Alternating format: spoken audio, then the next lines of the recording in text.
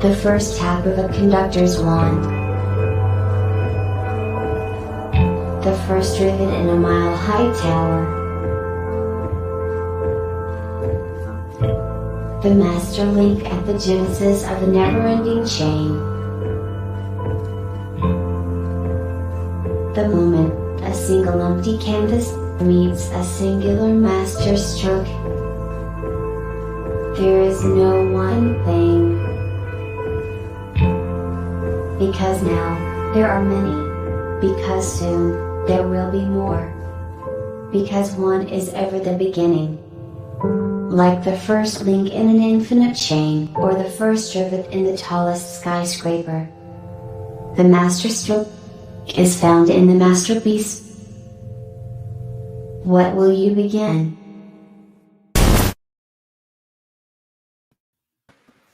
All right, everyone, welcome to the 18th episode of the World Blockchain Roundtable. Our hosts for today are Greg from Rivet, Dave from Din.social, Oren, creator and blockchain entrepreneur, Zach, founder of Mintable, and Sean, creator and entrepreneur, and I'm Joe, architect, founder of Dragonchain. Quick update, last week's distribution, every host will receive 116 lot. Every topic contributor will receive 23 lot. There were a lot of questions last week you got through. Ownership tokens come with perpetual passive income, free edits, future governance votes, etc., etc. Lots of cool stuff. The theme this week is NFT utility. So let's get to the topics or questions and refresh. Get the latest. How's everybody doing? Good. I'm doing great today, man. It's a good day. I don't always have those, but today is one. Nice. All right. Let's see here. First up, from Crypto Enthusiast, will DC, Dragonchain, ever drop an NFT platform with 3 clicks, create an NFT, or just is it not cost effective to build it out? I see Ethereum and Solana dropping theirs, but is it worth it? So I can answer this. You guys can answer generically on whether it's worth it. We do have something brewing. It's a different take on it. Of course, it's hybrid, and we're doing some different things. And mostly it's because, or it's driven by, I should say, some business partners, some people who want specific things. So that will be rolling out. I don't have a date, and we have some stuff already built, but it's hard to say how far away it is from production. So what do you guys think about, well, obviously there are a lot on Ethereum, right? Greg, of course, muted. Yeah.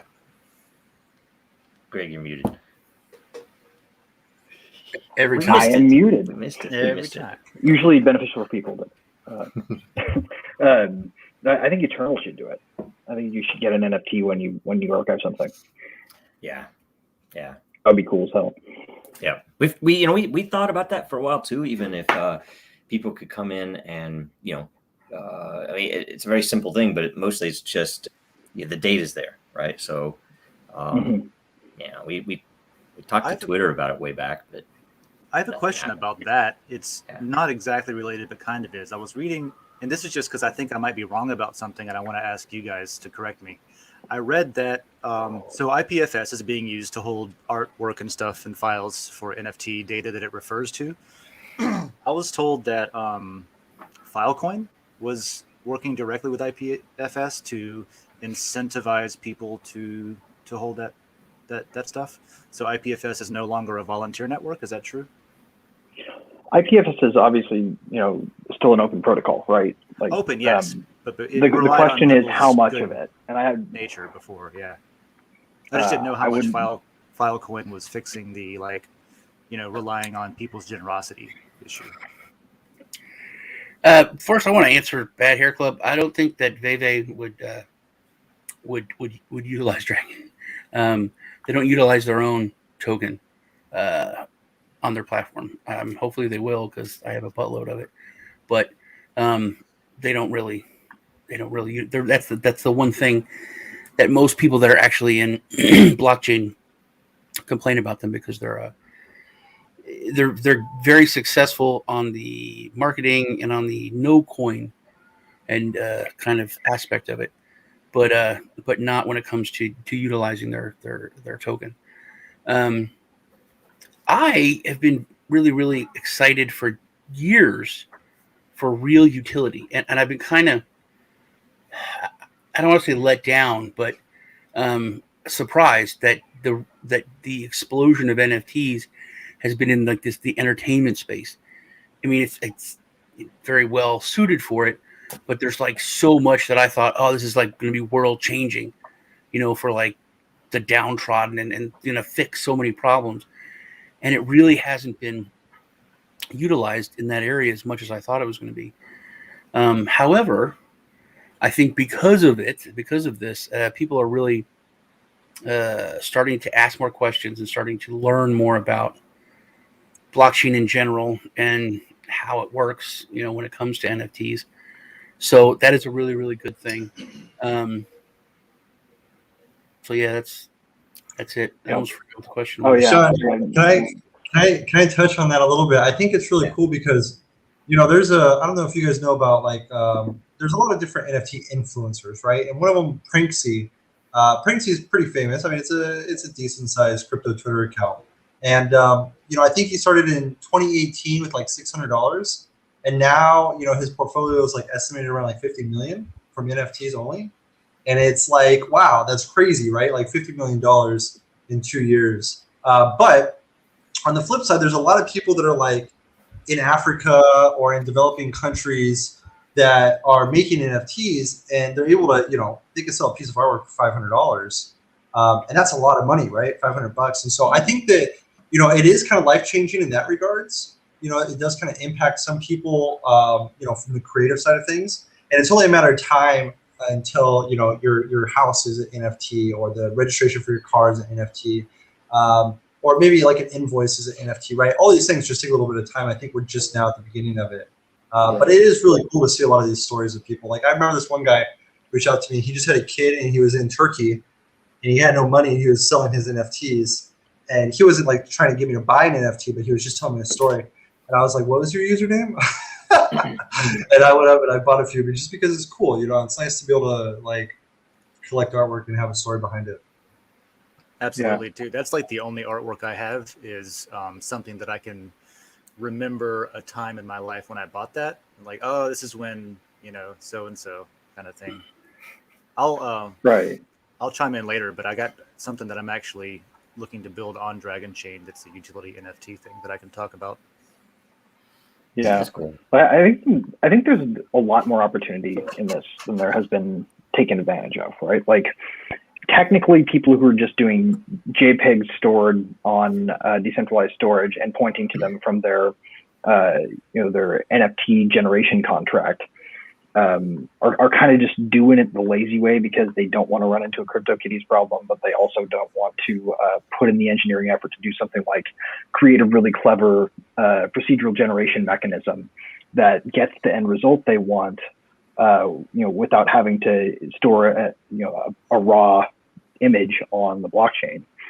And I think that there's so much opportunity for that, and it's actually probably not as hard as people think to do some pretty amazing stuff already. And we're seeing scale and throughput improve dramatically already, and it's only going to get better. So I think there's just the world is going to change here really rapidly, and NFTs are going to be the biggest thing that happens for blockchains, in my opinion.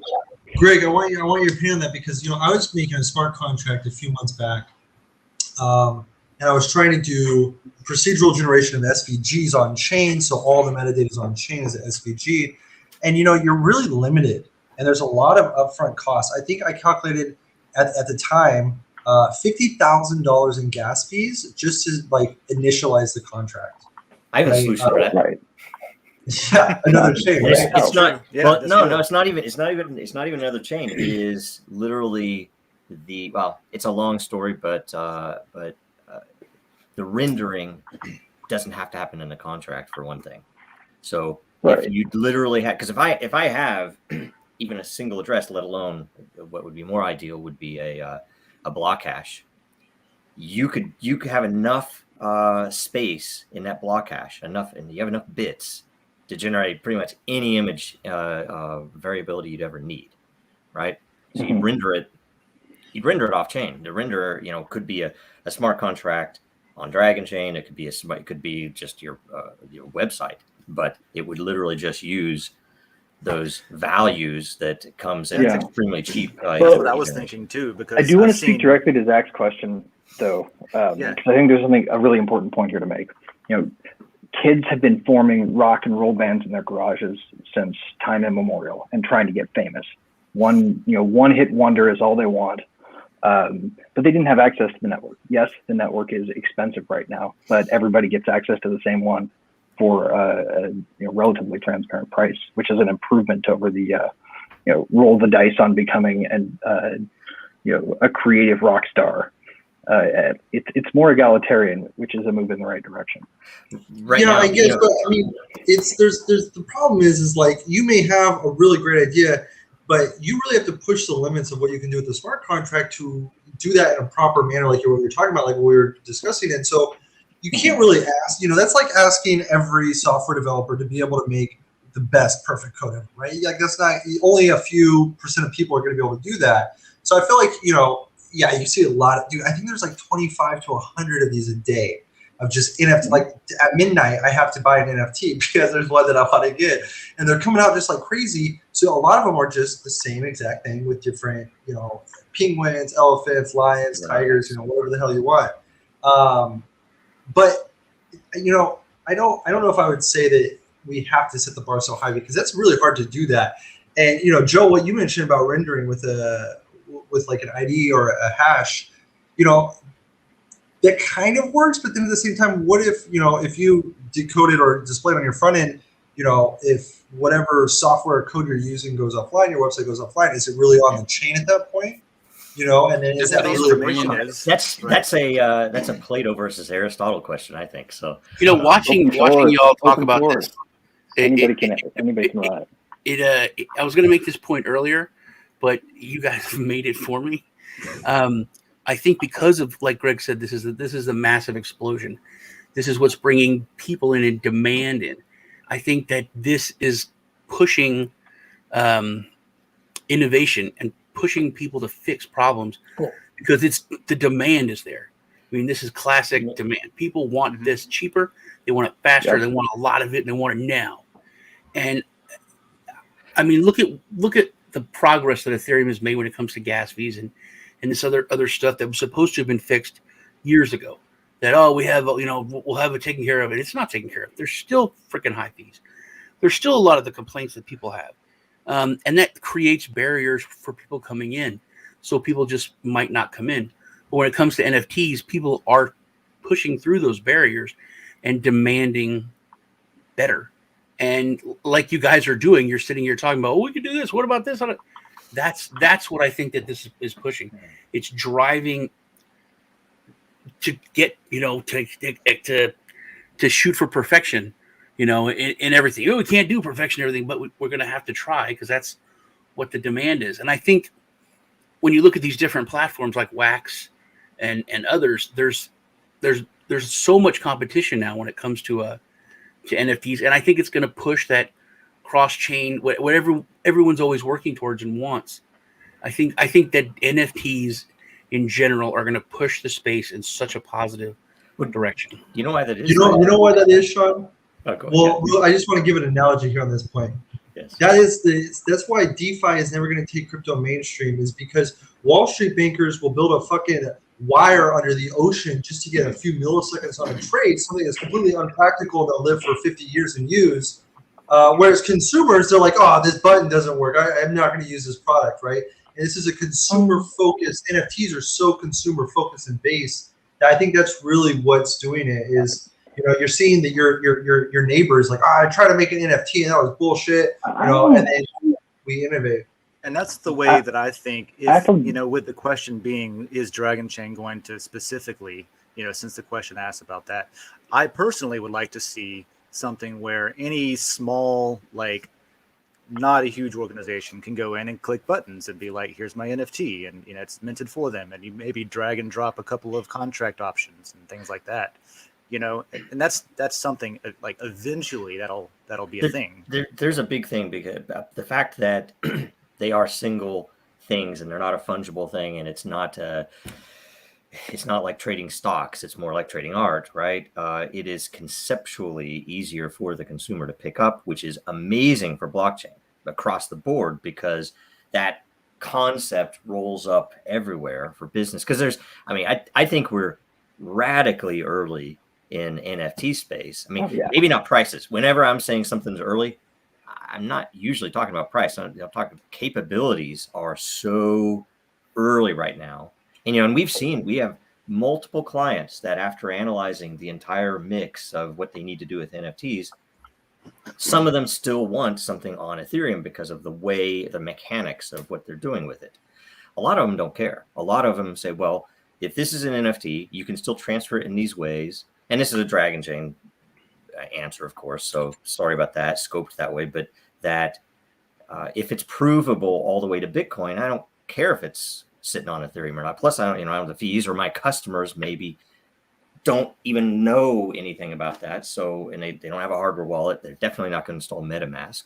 So there is, and when you mix that with the other NFT platforms, it's a big picture that we're very early on. So, and Ethereum's the big market, obviously, especially for if you are talking about the price side, right? But anyway, there's some really interesting stuff there. Capabilities, and there's some other questions coming up. So, and that's what not to take up too much time again, but that's what Sean was saying a minute ago, that the NFTs, and I'm seeing this where there's a studio in town that I've been trying to talk about cryptocurrency and Bitcoin to for years. And recently, the owner approached me and was like, hey, so this NFT thing, because he's got a problem that he doesn't know how, like, he just has assumed he has to do things a certain way.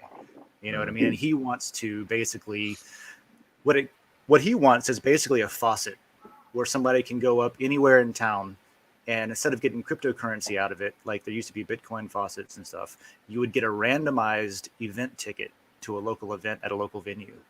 And all the local venues could put a few tickets in there, mix it up, and then anybody could walk up, and you're restricted to like one per day or whatever it is, but you can just go scan a thing on a show poster, and you just get a randomized ticket to a random event that is in town. And that's a utility thing that somebody's like, okay, a business owner's thinking about, how can I use this to do that I couldn't do before? That's awesome. Plus, you get ticketing access.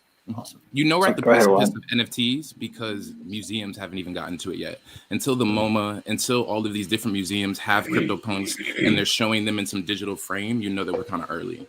And right now, I hadn't thought of that. There is a gallery that's got a CryptoPunk. I think one of them bought a CryptoPunk. I think it was a few months ago. I heard about that purchase. But again, we have 20 different museums in New York alone, and the more museums that showcase NFTs, the more adoption. And right now, what we need is use case, right? People are just buying JPEGs for no reason. We need people to have use case. If you buy this, this unlocks this. And the more people understand the use case, the more people will understand that most NFT platforms are centralized. Our data is kept in one central place. If your servers go offline, my NFT is gone. So we need more people to understand what NFTs are. We need their hand held so that they can eventually push forward and find more specific use cases so that these can actually have real world value. Right, because I don't want to just buy an NFT and speculatively hold it. There's some really interesting stuff too about the fact that you don't necessarily have to have something persisted on chain, even if you can prove that this is the asset, the artifact, whatever it is, with Bitcoin and Ethereum, and I could store it myself. And if the chain goes away, I still have it, right? Anyway. Well, here's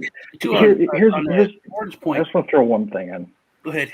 Who here, raise your hand if you've spent at some point in the early 2000s on a dial-up modem or the late 90s on a dial-up modem, downloading an MP3 and watching the progress bar as it took 3 hours to get this one song that you were really excited to hear because you couldn't get that bootleg album anymore. I did that in the middle of the ocean on a satellite connection in the military, just downloading slowly over the course of days. Right. Oh, and watching. Yeah, 2 days for a movie. I remember downloading a movie like, hey kids, next 2-3 days from now, we're gonna be able to watch this movie on the computer for free. which is everyday checking. Consumers like that are the people who are using it now, I think. Like the people like us back then. Yeah. That's a good point, because I would see news shows covering MP3s, and they're interviewing somebody in their bedroom, like, what is this MP3 thing? And they're telling all about how they can download music for free. Sean, is your phone acting up again? No, it's my stupid computer. I also just wanted to make another comment on some of these NFT projects that are going very viral. What's interesting also is that it's like a first come, first serve type basis. So once you buy the first NFT, they airdrop you the next NFT, and that's how you kind of stay ahead. And I feel like we need to kind of open that up more so that more people can have equitable ways to access these NFTs and to buy them. But, there's bubbles in some senses, and there's a lot of opportunity in some sense. And I find kind of both ends of the spectrum, which is interesting. That's a slick remarketing tool. I want you to check out a project, man. You like these guys. Check this out. Party Bid. I don't know if you've heard of MetaHero, but when I looked into them, I thought it was really cool what they were doing, because they have these when they digitally scan like an actor or someone to a movie, it's 3D avatars. It's like that. It's that quality, and they have a few of these pods that are basically going to be movable or set in certain like cities, so you could go and scan yourself. Or you could scan like your dog. Like I could scan my dog's 16 years old. But the cool thing is, like if I play Fallout or something, I can put my dog in the game. That's really cool. With my dog, which is cool. But then I thought, what about like Oren was saying, museums and things like that? And I find out that the Louvre, they digitized all their art like a couple of years ago. So just from the business aspect, the Louvre, gift shop, you could buy like the actual Mona Lisa digitally scanned real, NFT, which would be cool, and it would, it's verifiable that it came from there, that it's the actual original painting. And it's not like because I own copies of Mona Lisa that I bought at the Louvre, but it's still a copy that somebody painted, or probably now that machines paint. And this would be the actual scan, 100% perfect in an NFT form that you would own. I think it's cool. Yeah. I don't know if anybody here besides myself is a fan of Crypto Motors, but those guys actually, engineer these models for these cars, including 3D renderings, all this fun stuff, and actually figured out a way to compress all that information and store it on chain in a way that, with access to a public API, you can get and re-render this thing in various contexts.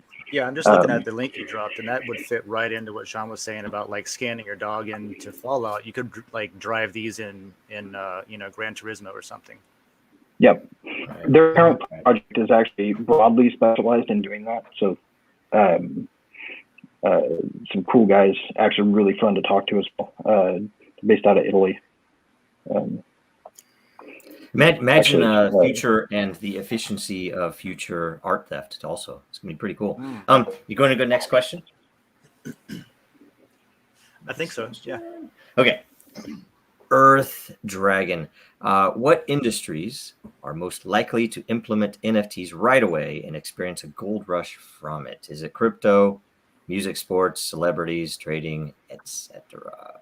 Who wants to take that? It's either games or music, I think. I think it's probably shipping. I want to say retail. To be honest, I think the retail industry could use it a lot with NFTs. I think that anything that's consumer facing with things that you upsell could be using NFTs in ways that are unique.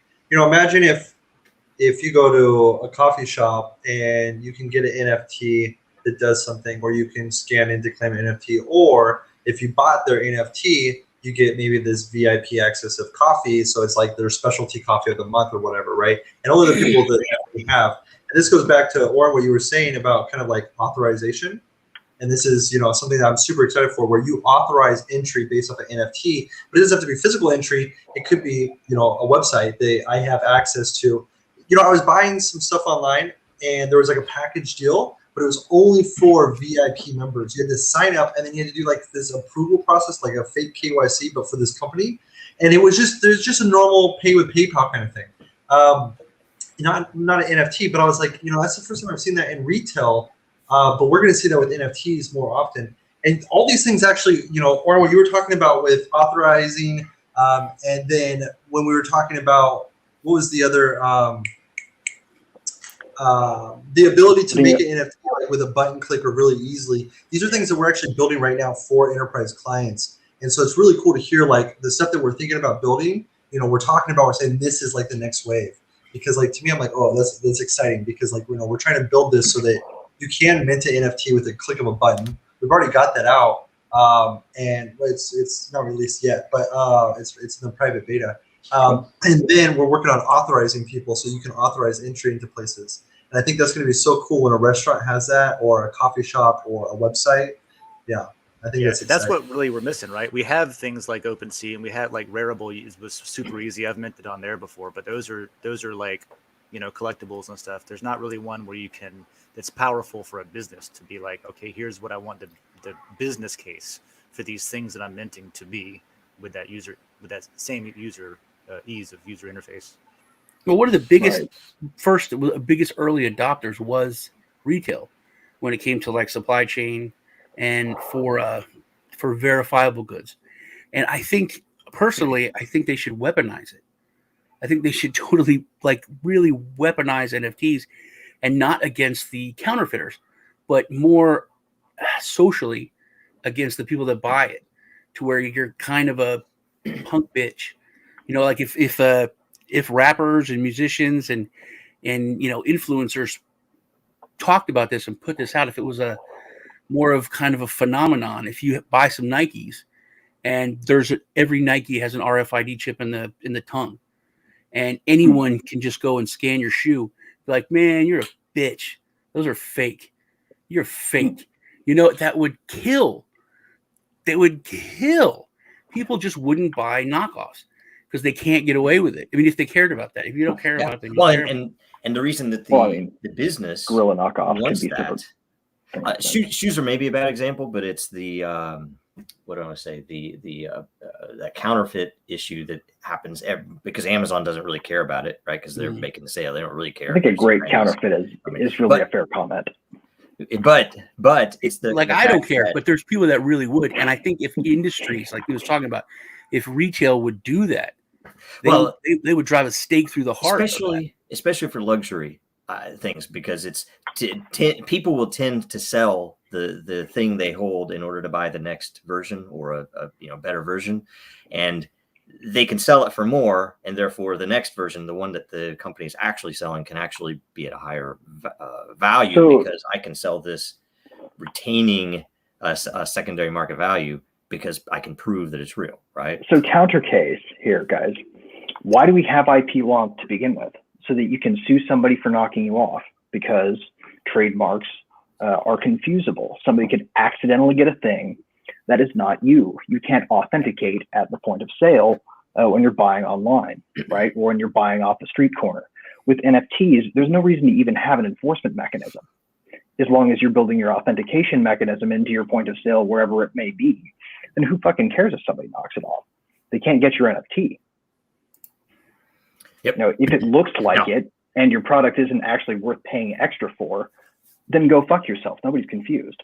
And what is the in my opinion, the missing thing isn't necessarily that capability. I mean, we even planned this stuff out early Disney, before Ethereum existed, where we were going to use it for authenticity and Disney merch, pins, whatever the heck people might trade in the parks, right? And the issue, though, especially now, not even you think about it compared to early Ethereum days, is scalability, and more importantly, economic scalability. That is, right. There's no way that a business is going to say, "Oh yeah, here is this NFT. It's all good," and then when you sell it, it's going to be $200 to move this $500 item. It's like, no thanks. Why the hell am I gonna? And why the hell am I gonna pay some miners fees? There are better ways, right? My point is, I think the first industry NFTs are going to eat is risk. I don't think you're going to be able to trade on risk as much anymore. I don't think de-risking fraudulent sales of designer goods is going to be a valuable enterprise anymore when you can automate it. Like especially when you can automate it without a conflict mechanism at the back end of it instead of a fail-proof authentication system up front. Like that's the real industry that goes away is all this money we waste on insurance intermediaries. Right. And what I think is going to be the next enormous, maybe even bigger than adoption, if that's possible, is after we have adoption, mass adoption of everything, how long is it going to take to unwrite laws that were written at a time when certain things weren't possible? Like the new ways to enforce things weren't even possible. So the law itself is a workaround. How do we get rid of that? Right. Also, imagine people could like when you're leaving a review on Google, you can't do it until you sign up, go through KYC, and then you get an NFT, and you have to be able to hold that NFT in order to be to review anything. So then that would really looking at counterfeit reviews, because you can go in. I want to play devil's advocate. Why make it an NFT at all? Why not just put it on their device, their phone or their computer, and just use it on the computer? Because NFTs make for a great visual metaphor that consumers can grab onto. It destroys consumer confusion as an argument. Also, it allows you to not participate if you don't have it. Right. Like you can look digital at scarcity. They give Amazon could make it right now where you could click a filter, and it would only give you the reviews as from verified purchasers. Right. They don't have that. Right. And if you limited only verified purchasers from leaving reviews, which why not? Because can I tell you something? A little story about trademarks and where tech like this would be valuable with Amazon. That early days, Dragonchain, we did not play up our merch game like we should have, in my opinion. Right? That there were multiple groups, mostly Chinese companies, that were printing Dragonchain items, right? And people were buying these counterfeit items. It was annoying, right? So we had our lawyer go out and squash stuff everywhere we could. So we'd send them something, he'd send a letter or whatever else. Amazon was funny. When we signed up and we set up all of our proper merch stuff, we were going to sell it through Amazon stores and everything else. We, to this day, still are not. Why? Because someone literally inside of Amazon approved a Chinese company. It was funny because they couldn't tell me who, but they, the support person was like, yeah, that's it. That they were approved as owning the Dragonchain trademark, even though they do not own the Dragonchain trademark. And they were flummoxed. They was like, that doesn't happen. That shouldn't happen. It did. And we literally can't, because we squashed all of the items. The only way to report a trademark infringement is if the item exists. So we can't even get in touch with the right people to do it. And we can't get ownership in Amazon of our own damn trademark. It's something that if we wanted to spend the time, we could sue them and they'd settle and whatever else. But it's frighteningly annoying because I know it happens on big products as well. You buy something and you get a not. I will tell you another thing. I bought some medicine. I will say it was it's something in particular through Amazon, so it's over the counter stuff. Literally, it was coming from a different supplier, lying about who they were. This is something that somebody would ingest, and Amazon. Right. It just happens. It's everywhere. I have the same thing with Microsoft. I ordered from Amazon a Microsoft Xbox controller dongle for my computer to use it on Steam, and I got a knockoff version. It was probably end of run on whatever, the overrun or whatever. Looked exactly the same, had the exact same drivers in it, but the only reason I knew it was different was because it only was able to use old drivers. So you had to use the drivers that came on the disk, but if you use the ones that Windows tried to install for you, because even Windows recognized it as the Microsoft 360 thing, but it didn't work. So you had to work around and use old drivers for it to get it to work, kind of thing. But it's still said it was Microsoft and it came from Amazon. So yeah, it's a while back, before people kind of knew how marketplaces work, like in Walmart or other companies. I used to work for Best Buy, and they had a bunch of a marketplace where anyone could sell their stuff on Best Buy's website, and it would come up in a search, and you have to look to see that it's not Best Buy, and it's great for them because no one's going to undercut their price. So they're Best Buy's price is always cheaper, and if they run out of the item, then people still buy from their site, and they make a portion of the sale. So it's a win-win. But if you buy from someone else, nothing's guaranteed. And people would call, hey, this is this is taking 2 weeks. It's supposed to be 2 days, and it's like, sorry, I got here, it's broken. What are you going to take it to the store? It's like, no, you can't do that. It's not us. Can I ask it's one from your thing? website. We talked about, and this, I don't know if this is too far off. We probably need to get the next question topic, but what do you guys think about the fact that, it's early days, and we already notice that it isn't necessarily as equitable as it could be, that, that it's hard. It's the same thing as everything else. You have to have celebrity in order to sell these NFTs, or have some way, which is always the formula anyway. And I was surprised, I will tell you, early on, because I was in the music industry and on the very early internet in the early 90s. We had anyway, it's a long story, but I was amazed that through time, because I expect, the internet's here. You don't need a record label anymore. You could just put music out, make a product, and then do something, like Lady Gaga, or, something to get attention, right, and sell your product. I thought that was coming, and no, it was still consolidated. Early internet was social, that content everywhere. And it's like, nope, it's consolidated. You have Facebook, you have Twitter, you have Instagram. That's it, right? Right. Well, and you had to make a choice between broad distribution and getting paid, right? Like Trent Reznor, perfect example, releases his stuff on his website with a right into the public domain licensure on it. As long as you give him credit, you can even remix it. As long as you're not going to turn around and then use it in a commercial. Yeah, you get stems too. Stems. That's a big deal. But he already had the celebrity to market it on. Like, you can't make celebrity from a thing like that. Yeah. At least not easily. I mean, Also, not in the way you want to. Yeah. In the case of the early internet too, like, it was created to be centralized. So hopefully artists can take some of that control back with decentralization and some of the tools that are being offered through blockchain, smart contracts, and cryptocurrency, because it is to empower the individual, while it feels as if the internet was to empower the people who made it, and maybe in the earlier days it wasn't that. And then another industry that's interesting to see the utilization of NFTs would be healthcare and personal data, right? Because we're constantly giving away our data. It's constantly getting siphoned. So if we could put it as an NFT and we can get paid royalties for every time it gets used, every time it gets transacted, whether you're a professional athlete or you have healthcare and you want to contribute that to data, that will also be a huge field as well. So, right. Automating people's personal licensure regime, where you can say, you 100%. can use this data for this long and for this purpose, and you can revoke that license under your own terms that you said. Yeah, that's what I want people super to cool have, thing. just because of how much money is made off of people's backs that they get zero compensation for. Yeah. Yep. That, Everybody I will gets tell their you, own boilerplate now.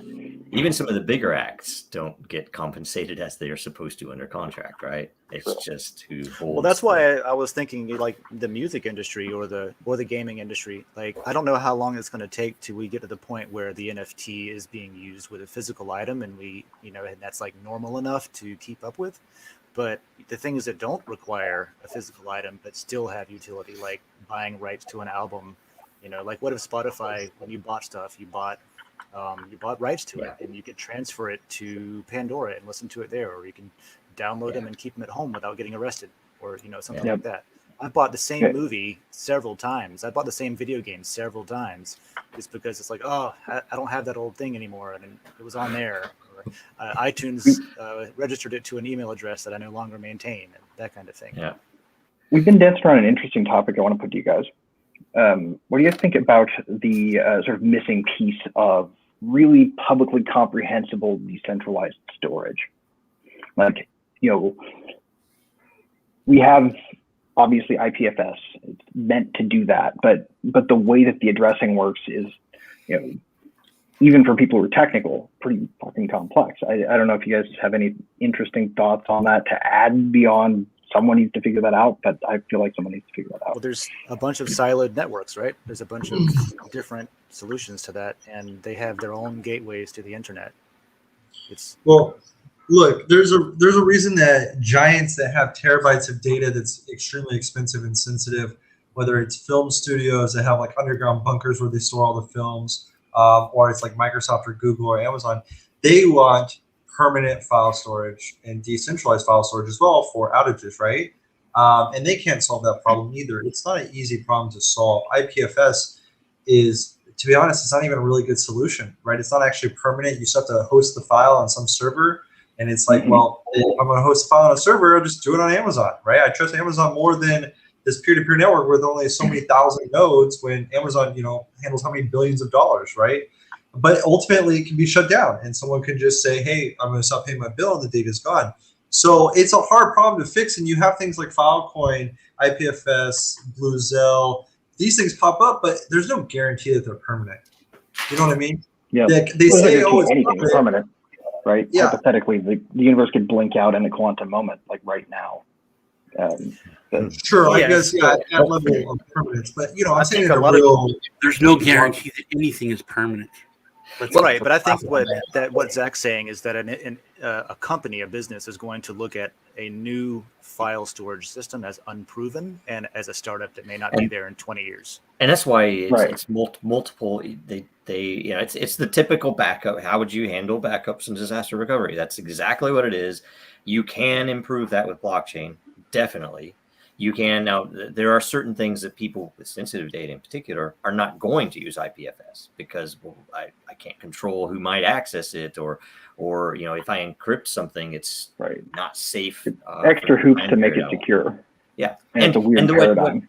What blockchain does is it lets you verify your backups very efficiently. One thing, it lets you have a way to cleanly to know that everything is being backed up to multiple sources. When I say backup, it's that's more this important than people is realize. the one thing that Ethereum needs to do. Is Ethereum really should have a way to store more information on it and prove the scalability.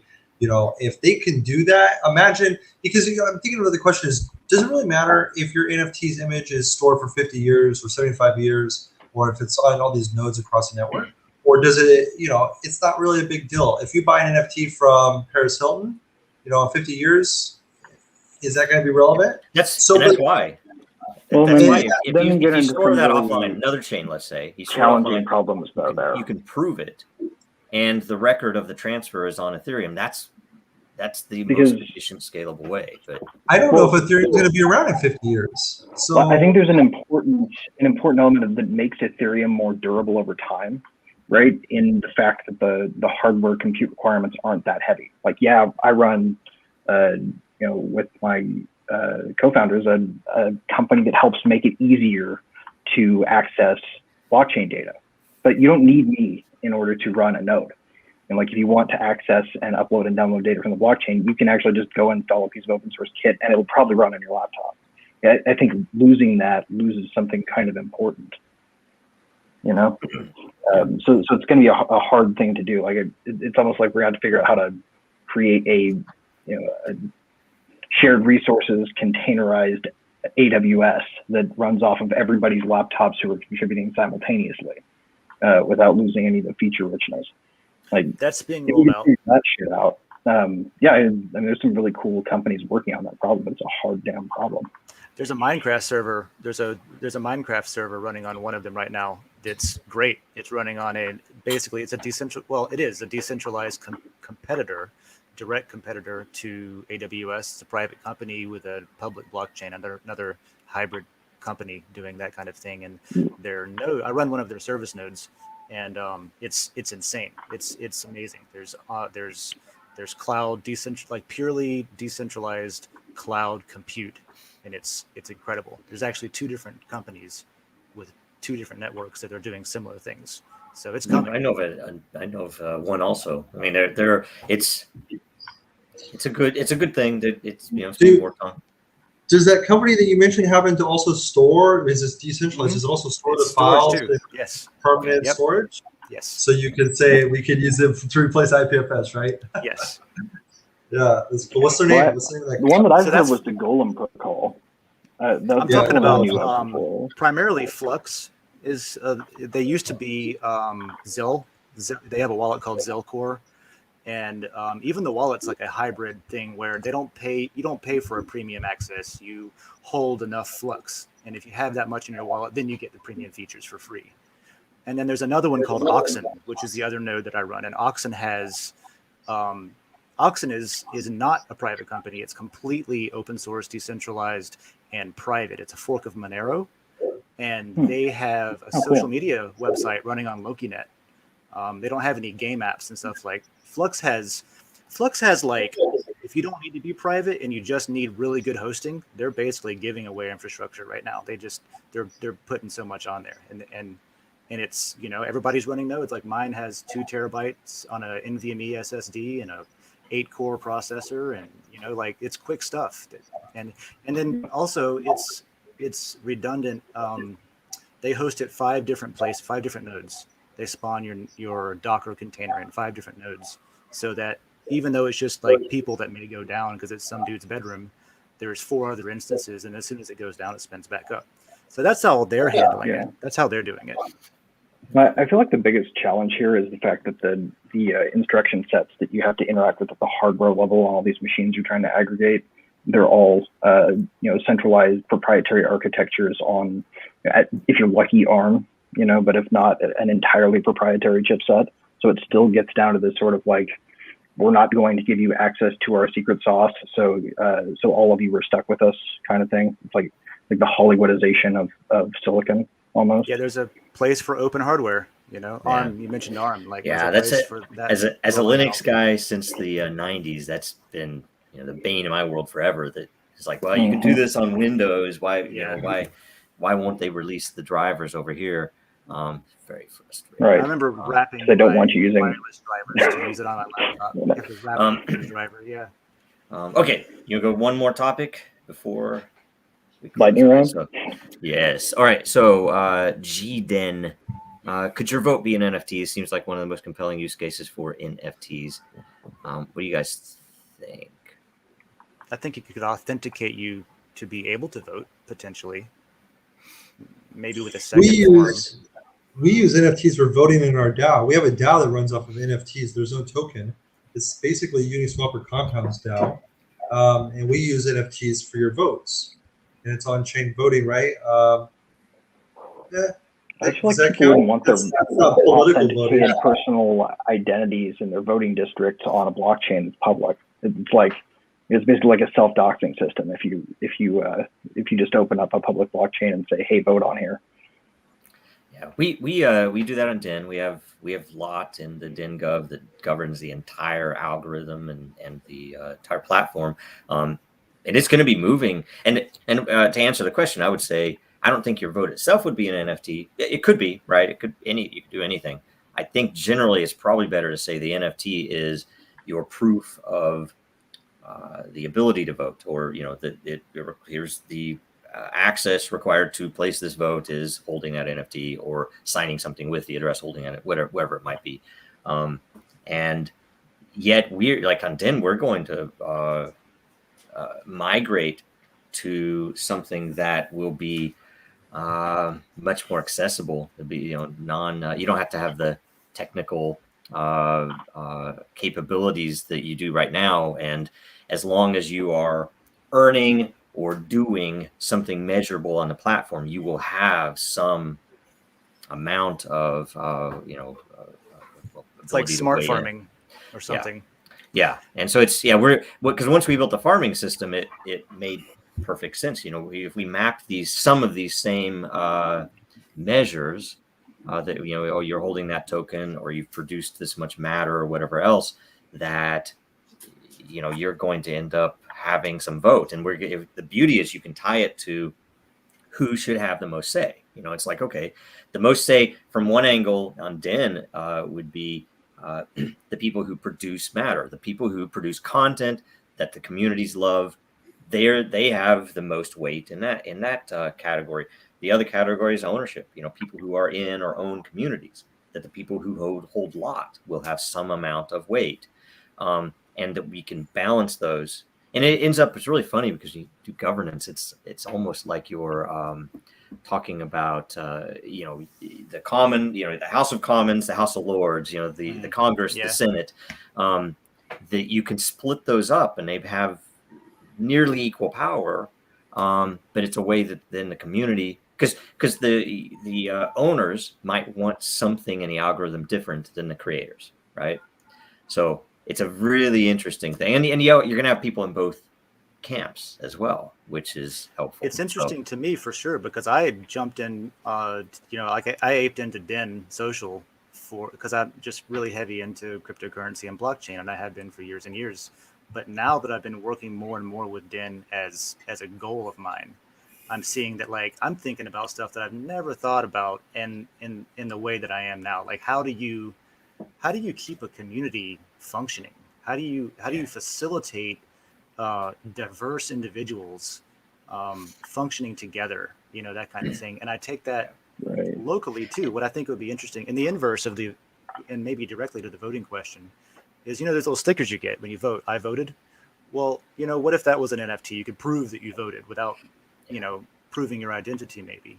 Yeah. Or if we want to get a little bit away from morals, or in a sort of a dystopian environment, you could enforce voting by okay, you have an I voted NFT and you can prove that you voted, and maybe if you didn't vote, you pay more taxes to the community. So I think what we should do instead is use NFTs as a lottery ticket, and you get your NFT, and then when we need to replace representatives because their term is up, we run the random number generator, and we pull in based on a reasonable last take on demography, so that people are being represented from different areas, all of the right groups of folks, such that nobody can ever count on a hegemony of idealism taking over a representative government, and you can still have even-handed representation. That would be more egalitarian, and you wouldn't have anybody assuming that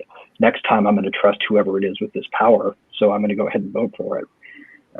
It kind of solves that fallacy of we'll always be in the right, so let's step on the necks of the minority.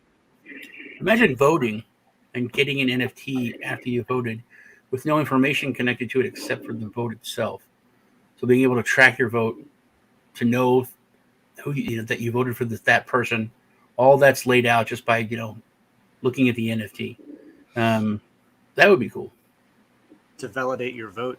Yeah, I would like the same thing attached to my tax dollars, so I can see where I was going to say, and then also for tax time, if you voted, you get like 1% off your taxes or something.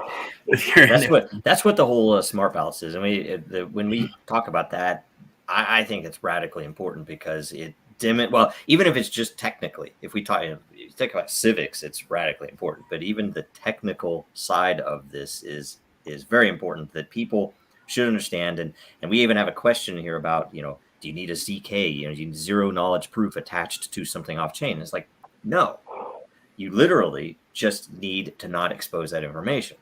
That I can hold information over here, right? And that's what Dragonchain's intended to do. I can hold information over here. I'm not going to expose it to you. But let's say Greg and I are doing business, and he does require this information. I can just show it to him, right? And he can then prove that this information is valid without me exposing it to the rest of the world, because we're tapped into Bitcoin and Ethereum. You can even show my validator that doesn't show me any of the information, and it can just send me back an okay, that worked. Yep. And that's all I need to know. Exactly. And it's an interesting thing, because then if you're talking about with voting, that now that I've voted, I could take this equivalent that Sean mentions, this NFT. I can go back and I can see, first of all, it was counted. That's important. Second, I can see that it was actually tallied the way that I voted, right? And third, I can see, without seeing the identities of any of the other voters, I can see the entire roll, registrations, and votes of every person who you could have instant transparency. Yep, you'd have none of the issues that we have today. That the stuff coming out of Arizona. The common man could go and stuff. Look at his county, his town, and see what the vote, and say, hey, there's only. There would be no reason for Jimmy Carter to travel the world and watch but elections. 3,400 voted. Even better than that, you need all the dangerous information for the system to work. It's just a side effect derivatives of the limitations we had before. Right, exactly. Derivatives of that information, as long as it's cryptographically secure and logic-wise sound and valid, then all you need is proof that logic checked out at one point. That is also captured on a cryptographically sound system, and that is all you need. A single receipt for the whole election being fair. Yep. And Zach brought up a great point earlier. Ethereum might not be here in 10 years, right? It might have moved on to something else, but I do think that given that Bitcoin, Ethereum, and many, if not all of the other chains, well, I guess theoretically all of them are history, and that whatever progresses, unless the universe dies out, whatever might happen, but as long as humans still exist, and that this technology can influence humans to do things, that they will still be encapsulated, memorialized in some other chain that will keep going. So whether it's a single chain, multiple chains, I do think that history will continue, and you'll be able to go back to this year and show that I really bought that. And yes, Ethereum isn't here anymore, and that technology was totally cracked by quantum or something else. But you can still look and trace it back to today and the things being minted, or the blocks being mined today. So anyway, the continuity that won't compromise people's privacy. But and honestly, even as a person who supports Ethereum right now, I hope that there's a better thing that comes out, because that would be freaking awesome. Right now, there's not. That's the thing, and that's why. Again, I think I hit on tribalism every single show, but that's the biggest issue, that we should all be wanting great things to happen that might not be on Ethereum. I hold Ethereum, I hold Bitcoin. I want to see moral imperative too. We have a moral imperative too right now, because we are running a system that is in a minority, and the current prevailing protocol enforces itself with violence, subterfuge, and manipulation, and it does so at the expense of a lot of people that never had a shake at being anything other than food fodder. Yeah, it is existential. I mean, I feel like it's a human imperative to not be a maximalist right now, because the enemy's at the freaking gates, man, and they literally did Afghanistan for fun. It was just hey, we can get some tanks that are bulletproof better. I won't chime in on Afghanistan right now, but I'll and this is a little personal, I guess, but I literally, when blockchain came around and I started discovering all of the actual problems that this fixes, I went through a dark time after the Navy, and that brought me out of that. That gave me some hope to be like, oh, you know what? We might not be doomed. There might be something here that gets us a little further down the road. And I'm not trying to trivialize it either. I definitely didn't mean to trivialize that, man. What I was really trying to get across was that the hegemony, the empire, was not threatened by the Afghani people or anything that was going on there. They are threatened by this. To think that they wouldn't do anything at least as drastic is naive. Yeah, I think we're all doomed. Everyone knows I do. But the only glimmer of hope I have is blockchain and crypto, because throughout history, I always say this. Everyone says, those who don't learn from history are doomed to repeat it, but then they repeat history.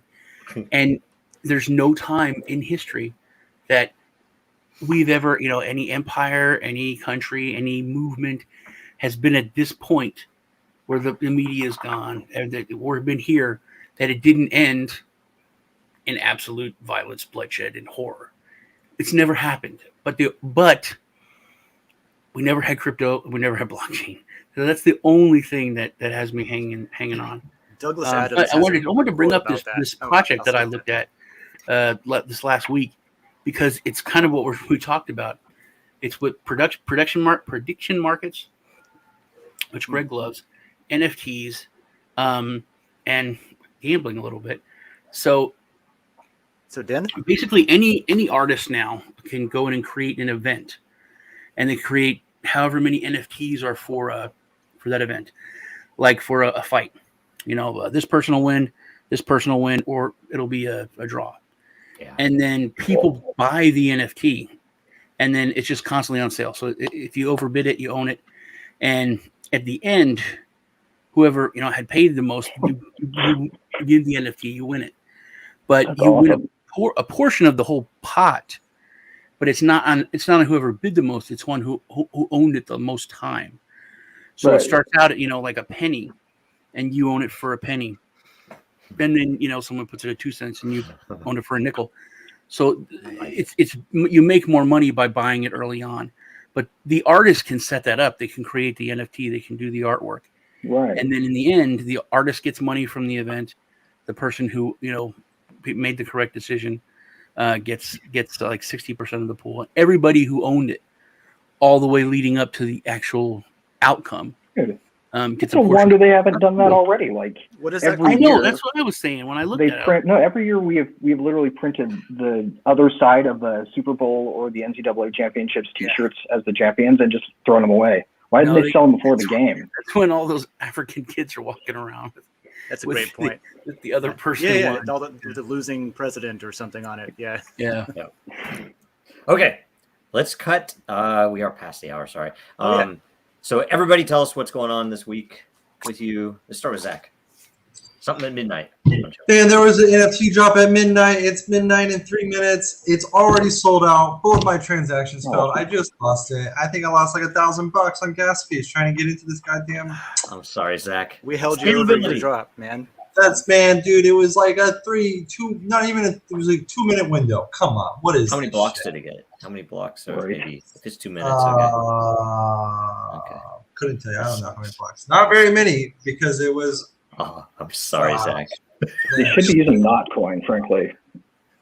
Then you could just set it up like a store. This Nobody person wants to use paid, Notcoin. oh my god, they bought 20 of them. They paid $60,000 in transaction fees for a 1 Ether cost NFT. They bought 10 NFTs for $60,000 in transaction. That shit's already priced, man. Wow. That's crazy. So there goes. What, is that. it price or is that leakage? That's the problem. It's a The No, market's amazing. that's because everyone's trying to get it, and guess what? That's gonna fail. He already lost it. So he just lost 60,000 no NFTs because it's already out. But there's people trying to get their transaction in the blocks. Yeah. So they're paying this absorbent fees. But Sean. Wow. What's up this week? What? What are you doing? What's going on this week? Not a lot. Hey, what? Not a lot. Usual. Okay. Follow Sean. A weekly crypto rewind tomorrow on Crypto Rice. This weekend, do the crypto lunch break. Probably give away some crypto. That's about it. What day is that on that weekly? On Friday. Okay. Tomorrow. The rewind. It's 7 Eastern. Cool. Yeah. That's an early time. Greg. 7 at night, not in the morning. Okay. Aside from the fact that Rivet is still right here, making sure that if you get a crazy idea and you want to build it on ETH, you can build it. I'm paying extra careful attention right now to the fact that the federal overnight or the Fed's overnight desk is doing a double the limit per counterparty situation with the reverse repo desk. So like. This is a number. They had a $30 billion per cap per counterparty from basically like 2013 when they first came up with the idea to do this ridiculous thing until March. In March they set it to 60, and now, or it set it to 80, and now it is 160 billion per counterparty. And they added a whole bunch of new counterparties. I think we can't see their minutes yet, but I'm guessing that they added counterparties. That is a crazy thing to do with the way the legacy and Rug pulled a whole bunch of 401k contributors. So I'm going to be paying careful attention to that because I think it's getting close to sort of circling the drain. Dave. Oh, hey, yeah. So, Den, again, we just got some new layers up. Every month we have layer proposals. You can come in and propose a layer for your community to get started, and then that's voted on by the rest of the community. And depending on what's in most demand, we create, we've been doing 2 a month. And we just created tabletop role-playing games and a cybersecurity awareness and trends source. So I was going to say, on the Doomsday talk, I thought there was a layer I thought was going to make it. It was up there, and it was a preppers layer. And I'll probably throw in on that pretty soon because I would love to get, hey, do you think the sky is falling? What you going to do about it? Let's talk about it here. That would be an amazing What's my stash look like? Layer. But yeah, role-playing tabletop and cybersecurity trends are the 2 layers that just fired up this month, and our apps Cool. are still out. They haven't been released, so go get them. Right on. We had a question from Earth Dragon. Does anyone know what Earth Dragons breathe? It's been bothering me the whole show. What they breathe? Yeah, Dirt, dude. it's not real. No, dust. Like, and it gets in your eyes. Sand, guessing? like You're like guessing. pocket sand. They breathe I pocket have to sand. look it up when we're done. All right, it's fine. I don't know. I really don't know. Oren. Hello, everybody. We've been in Europe for the past month. We were doing a hybrid NFT festival called Wildemaren with Near. We just got back, so we're working on a bunch of content. We're going to start a crypto show. We are still incubating our decentralized application. We got into a Gitcoin incubator, so we have a lot of things coming, and hopefully we're going to be on more episodes because we've been on vacation. So welcome to the Matrix. It is great to have you back. That's for sure. Thank you. Thanks so much.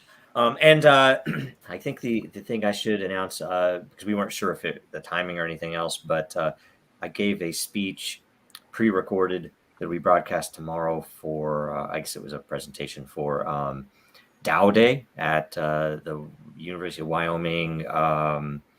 What's it called? The Wyoming Blockchain Stampede event. I think it's going on all week, right? But tomorrow is DAO Day. And we have some really interesting content and things to say about DIN. So, watch for that. We'll post it on Dragonchain, Twitter and LinkedIn and everywhere else too. So good stuff. There's a really good group up there. Wyoming, right? And so now I guess let's talk. First of all, I guess we'll go quick lightning round. Try to go as fast as we can. What do you think? How long do you guys want to go? We're already over by 6 minutes. Another 10, maybe 9. I'm actually going to take off, Joe. I want to go yell into a pillow about these NFTs I just lost. So. Man, he's depressed now. All right, thanks, Zach. Sorry about that. Cheers, Thank you guys. It was fun. Take care. Bye. Bye, guys. Have a good week. All right, next question, and these don't get credited if I remember correctly. So Yeah, let's zip through. They get answered. That's the main point. Okay, Angel Breaker. How can NFTs be used for authentication and authorization? For example, I can only buy a certain mug if I own a certain token, or I'm allowed to drive the car for a limited time because I lend a car sharing NFT.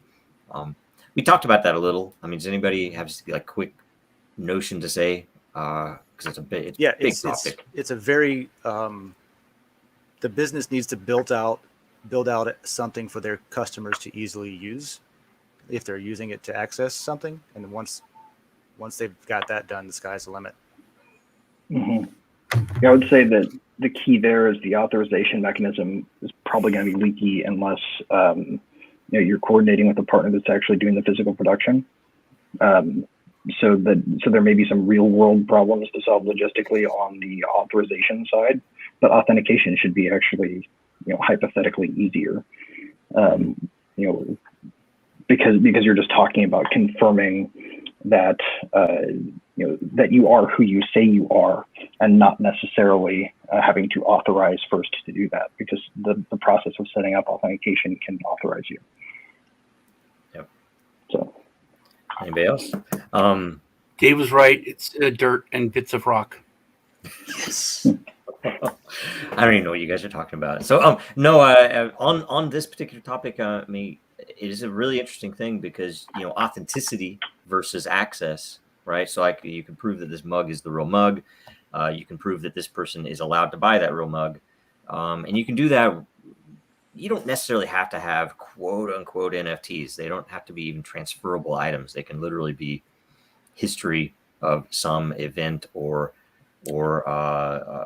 reality on chain, right? So, or I always just keep thinking of a band that only lets people that have been to their show in person buy certain things or go get into the fan club or something. Yeah. Right. Yeah, so you can set that up inside a gated area. Then you've already got. I mean, sort of like the Pope network when they hand out those NFTs at ETH global events. If you were there, you got one. Yep. I guess you could also have different NFTs connected to the same account for different things. Like, let's say you one NFT is that you're over 21. If you want to go buy, if you're at a concert, you had to have an NFT to get in. But to buy a beer, we don't really think about it. But every time we hand over our, driver's license, just to prove that we're over a certain age, that person sees, our address, all of our, personal information.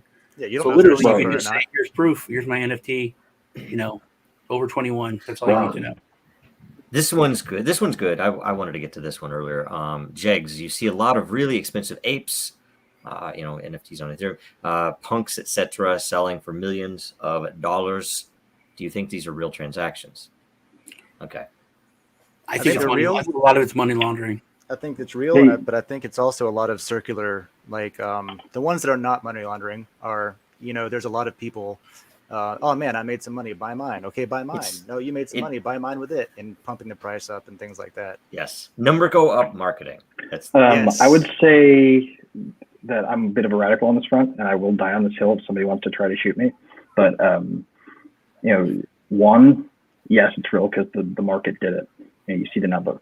Like, maybe there's gamesmanship going on there. Though. That's a definition. No, do we see this happening price-wise in other art markets is probably our best next question. And in fact, art has long been a status game, and the size of your spend has been your bragging rights. Yeah, but you produce an NFT. You produce an NFT today. You and I collude, and we say, look, you have an entire collection, and I'm going to buy 3 of them. But we're really just moving the money around so that we can register a sale for over $500,000, so that the price of the others is worth more than. But if you got that kind of money, there are a lot better, like less shameful and subterfuge oriented ways to make a name for yourself. You can afford that shit.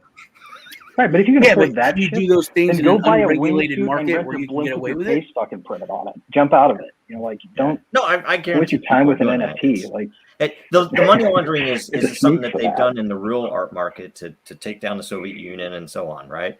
They did that forever. Modern art. That's why modern art became a thing in the West.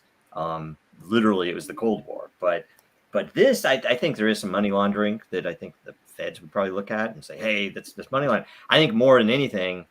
Although it probably, I guess, might be technically money laundering because of the tax issues, but I guarantee that they're saying, "Look, here's a collection. We're going to buy one of these at a certain because it's gonna set an expectation for the ones that we aren't buying that are in that same collection. It's marketing." I still feel like money laundering is just a euphemism for a transaction the government doesn't want you to do, but has no very good reason to explain it. That's why I would rather, if you said that literally, that ignore the money laundering and the legality of it. I think that no matter what, that it's almost certain that when you see some of these numbers, at least you might have a few of them. It's like, that was I think for $1 million. I'm going to buy one for $3 quarters. The whales have deep oceans to swim in right now. The ridiculous numbers we see come from the fact that there's a lot of free cash floating around that people can spend in ridiculous ways. And here's the thing. Here's the thing. And sorry, this is not lightning round anymore, is it? Right? But what if I saw a collection? I buy a whole bunch at floor. I buy a whole bunch of them at cheap. I'm going to buy one with a ton of money if I'm a whale, so that these that I bought at floor are going to go up. I mean, that's very odd. Even if I don't collude with the artist, that's still going to happen, right? My thinking here is, why are you worried about it? If it's because you want to be able to get that piece of art, then just because it seems so outrageous, and that sucks. Is that real? And we need to get more of that art out there. I don't think anybody's worried about it. I mean, it is a question. It is. I think it's a question of it is a valuation. How can this be real? Right? It feels Schadenfreude driven, frankly. I feel like this is more of a I don't want you to have it kind of thing. Oh, heck no, not at all. I love that. I just know that the reality is this, and that weighs into whether I would value something. Am I going to pay $1 million for an NFT JPEG that isn't actually on shit? No, I'm not, right? Because in 10 years, if it would impress your friends and you had billions of dollars in Bitcoin, would it really impress my friends? Hey, I don't know. I mean, it depends on your friends. Do you think Snoop Dogg? Do you think Snoop Dogg did it to it? He was doing it on an anonymous account to impress his friend. No, he was doing it to make unless money. His friend knew who he was. But I mean, Greg's got a point, because on a very, very small scale, I'm no whale at all, but I have been doing this long enough to have like $1,500 worth of ether to throw at a JPEG cat. you know? And so I'm like, oh, there's only one with laser eyes, mine, you know, like I've done that, and I put it on Twitter. It's my little profile tag and stuff. I'm like, look, I got this one. So it is a bragging rights thing to an extent. Totally. Yeah, I mean, and I guess more of my point, we don't really know, but asking these kinds of questions are exactly how you get, World Bank sponsored oversight bodies pretending like the fact that you have to hire 500 compliance officers to check to make sure that your customers aren't doing anything nefarious while you spy on them is somehow making the global financial system better. And all it's doing is excluding a whole bunch of people who can't afford it because they have to de-risk them out of the system. Like this is the bullshit that we have, where we have this stupid idea of money laundering. They're trying to shoehorn it in the back door and make us worry about it. Like, I'm not worried about it, frankly. In fact, the thing that's worried me about that stupid regime is that compliance officers are an overspend in our economy right now, and we need fewer of them. I'm concerned about them counterfeiting money. They're printing it out. Just a bunch of counterfeit dollars. They look exactly like real ones. Can't tell the difference. Right. Which counterparties just got 160 billies on the overnight test? I want to know, but the Fed's not going to tell us for 5 years. Okay. Brought this up. Sorry. Here's a question. The answer is scalability. There are too many legal codes in the world. Anyway, all right. Next up, real quick, price manipulation, money laundering. We already covered that, and I don't think it's a worry. I think it's just the things that happen in the physical world will happen in the digital or metaverse. Behavior, right? Which NFT game is your most favorite? I don't know any NFT games. I don't play any. I don't know. Crypto Motors is the shit. Oh yeah, you're saying. And you can play a stats game where if you win, you can get a little bit of whale coin that you can spend. Or if you happen to have one of those cars that's in the 3D game, I forget exactly who's sponsoring it. I couldn't win one of those damn cars because they put them on auction instead of on a reserve sale. But if you want to try, if you are interested in trying the game and you don't want to pony up for a car, I can lend you one of my cars. It's a function that the Crypto Motors lets you do. That's pretty cool. Yeah, Chris in the chat loves gold ink. You can actually you can you mine and you get actual real gold assets. But I'm on this. I wonder if there'll be a resurgence of like old similar games like Magic the Gathering and Pokemon. They're going to really embrace NFTs and then just come out again. Well, here's the other thing, by the way, not just NFTs. The fact that who wants their D&D character for game elements, but that you can actually incentivize people to play it because it's right now anyway, whatever. Well, recycling old games is big too. What if you could recycle the same old, DC? You can use whatever code they used to program it originally, and then add in some API calls for different events in the game, and all of a sudden you've got a blockchain game. Yeah. Is that possible? Oh, I'll ask y'all because I have no freaking clue. Totally. I made like 2 NFTs, but could like Wizards of the Coast come up with an NFT for a character for like D&D, where you're able to play it on a obviously a centralized system, but then have like your character rewritten with loot and other things that would all go into the NFT. Is that a possibility? Yeah, you can have attachments added. You can edit them later. Yeah, that's a thing. The other neat thing is that you can basically make the licensure less boilerplatey, and you can, because it's so easy to authorize new licenses, you can even have homebrews just like getting checked off and okay, you paid the fee, your homebrew's in, unless the DAO objects, and it can still be official. Yeah, that's something you should bring up over in tabletops. That'd be an interesting conversation. We've had a lot of discussions with gaming studios on various things that I still think a lot of them don't understand the possibilities of an open economy and what they could really do to drive adoption or how that a game might go viral. And what I've wanted to do, we haven't had time to do it. We have too many other things, but is to take games are already fun and add scarcity and real economy to them in a way that, whether it's a mobile game, tabletop game, whatever else, there will be some amazing things to happen in there, because all of a sudden, holy shit, it's like the story that I give, the use case. Look, I will. The use case is, let's say you're an avid D&D, and I played D&D in junior high, right? I've not since, right? But say you did that you could go between games and you have proof of your character over time, how it has developed, right? Yeah, I think that would be revolutionary. That's like the thing that's been missing from a lot of those RPGs, no matter what, because there's a lot more, in that universe. Yeah. But that digital, because I mean, every 90% of most video games that try to capture that fail when it comes to D&D. There's stuff like Skyrim and other things which aren't really connected, but are fantasy type games that did, awesome stuff. But Baldur's Gate, okay, that's a winner. Right. But there's a lot of them that just, same with like Star Trek games, and they always, you're expecting something super cool, and it's like, yeah, it's okay. But this could be, because you still have that personal element of that NFT. This is mine. This is one of a kind. This is me. And then you're immersed in the corporate side of it, and I don't know. It seems like that would be a crazy, crazy huge thing. You can take it out. Like 6E could be a community rule adoption thing that you had to buy votes for, as opposed to a book that you have to be able to afford to buy. Right? The book's public once we authorize it, but 6E is something you have to buy into if you want to vote. Mm-hmm. Yeah, I think that could be pretty fucking like that could change the. I just haven't thought about that as much, but now that you're talking about integrating it with tabletop, I'm like, actually, yeah. Yeah. Okay. JP12X. I think we've answered this question about proof, copyright proof ownership.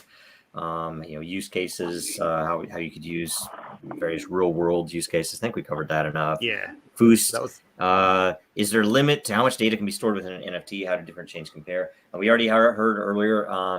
If I will tell you, if Ethereum has trouble storing an SVG, which is literally vector based,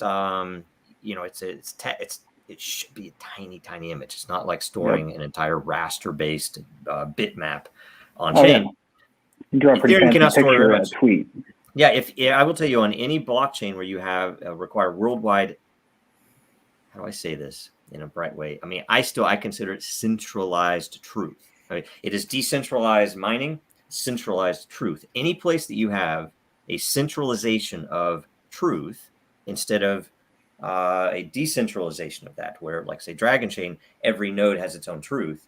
The proof is decentralized with Bitcoin and Ethereum, right? Or centralized, I guess. State is still a centralized cost. It's hard to decentralize stuff. But one way or another, any place you have that, you're not going to have the scale, because there are too many issues where it's like you're going to then require every node to hold this image or this data, whatever that data is. And that's why we believe in a way that you would render it, and that's thus the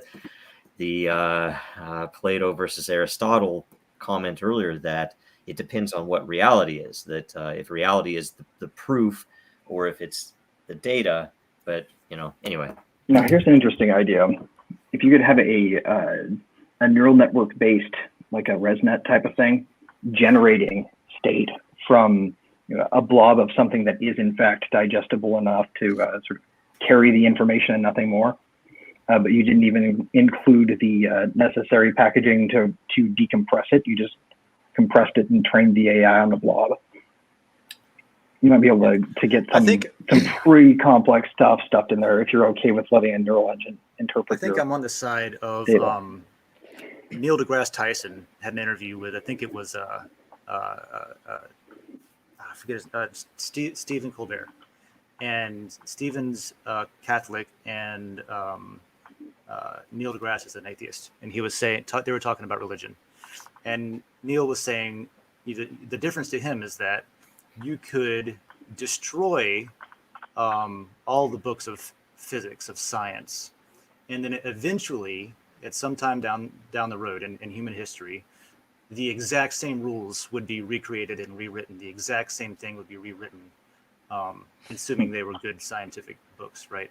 And that would not be the case with the Bible or with a holy book that was written in its time, as that kind of thing. And so that's sort of like the holy book. I can make a contrarian case that the opposite I can would too, happen. man. You're going on the fact that is reality, that is truth. Assuming that that's reality. And they both would come from their point of view. Everybody thinks both about of them the have same that thing truth. sitting on your chest when you have a night terror. Like you would say, I mean, he could say, how do you go against the word of God? But if you It could will- it mint would an come about NFT, again.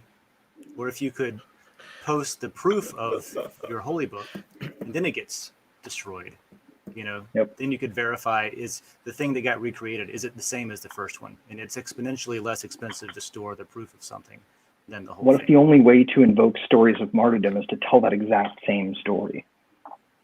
Like, can you get that kind of religious that's a Vince indignant versus zeal discovery, out of right? any other story arc? Yeah. Like there's something fundamentally Well, human about that. You can say how many cultures have repeated the flood story? It's another question Right? that would pop up. But Yeah, it's a big hole to step in. I guess Well, I and shouldn't have opened that at one the up. same time, like, is the mathematical proof that picked out what C should be represented in when it's taught in decimal? Does that have to be done that way, or could you use it using some kind of set theory representation that would make it look nothing like? And we're getting Well, into the assuming physics is the metaphysical. same in the entire universe, which we don't exactly know. Theoretically, the Right. laws would come back.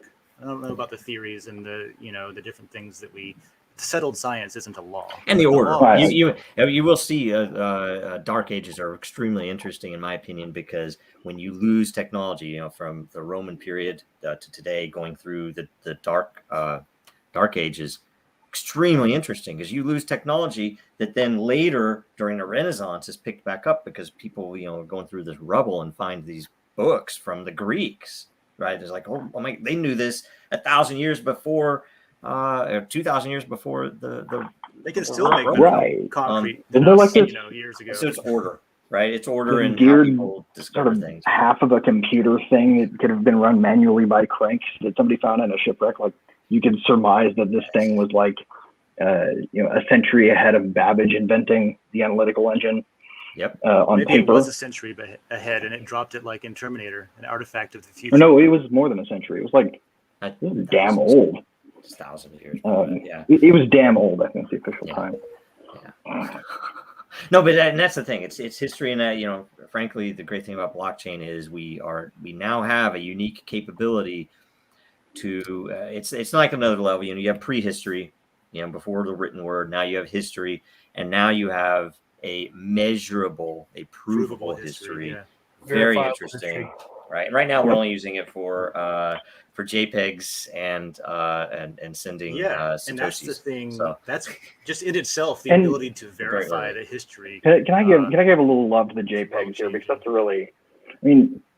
technically what you're paying for is a representation that you interacted with the purchase of a digital asset that was represented by that JPEG, right? Like, it's stored somewhere and pointed to, yes. but what you're really paying for is the unique moment in time where you had a connection with it and the person who created it. And you can't replicate that. I have something very important to say about all of that, because I totally agree. I mean, it is a scarcity which has to do with the interaction of the participants. That I interacted in some. I'm the third person to have bought this JPEG that originally sourced from this creator. Okay, Right. and there is some great value to that. And The maybe funny someone thing to down me the is line- the along same the line people was will make famous that too. argument. The same people will make that argument. It's like, yeah, we can. Let's just.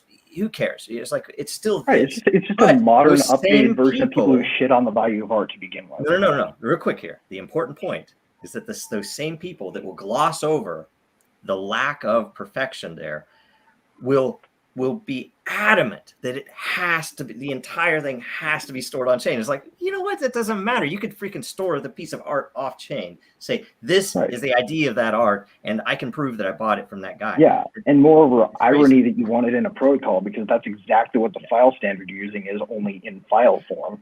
Like, Thank you. it's a Yes. file standard. It's like the file version of a protocol. So stop shitting on JPEG.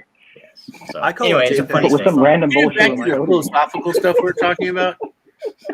I was thinking about this week. When I watched like The Matrix and Fight Club, I was a young fellow. To go back and watch those now as an older adult, it's mind blowing. So it's like, whoa. see so much you didn't see before. So it's always you can look at things at a different time, and they have a completely different meaning. Right. Yeah, You unlock that. You could have unlocked that. I just watched the end of the Matrix achievement, and you're like, your world's never going to be the same. I read 1984 in 8th grade in 1984, and it was like, no, it's like, no, it was. So I read it. It was interesting, and to read it now is, different. I'm sorry. What started is really silly, but I watched Porky's. I watched all the Porky's movies, and I was like, oh my god, these are good movies. This is the racial stuff in this, until the social 15 years after commentary. they This came is out. a real freaking movie. All I wanted to see was girls' boobs and hijinks. When I was 12, this is like a seriously, intelligent, commentary on our social structure of the time. To rewatch Porky's. Yeah, it's weird. Weird. Juxtapose it with American Pie, and it's fucking performance art. Idiocracy, at least. I'll watch Idiocracy again. Yeah, see, that's Idiocracy is a winner. Yes. You can watch it during the purge when you're locked in your house. Like, this is what started it all. I need to watch The Purge for some strategy. To be ready, I guess. Really. Okay, let's see here. Join us again next week, same time on Thursday. The theme next week is blockchain in America. Okay, so make sure you get some good questions in. Make sure you vote up the questions that are there so that we get them ordered in a way that we can get them answered. I'm going to go, by the way, and upvote all of these questions equally from today, even the ones we didn't get to. Share this episode. The more you share, the more the hosts and the topic contributors will get, right? The more lot. So that's it. I will make a JPEG. I will literally make a fucking JPEG NFT and send it to whoever posts a question that is in the form of us watching a video first. Like, it'll be something stupid that I'll make up literally on the spot if we get to answer a question that is a prompt by video. Somebody please do this. Okay. This is a challenge. Excellent. All right. Right on. All right. Thanks, guys. Thanks for being here. That's it. Sorry we went a little over. Have a good one. Good. Cheers. Bye. I like it.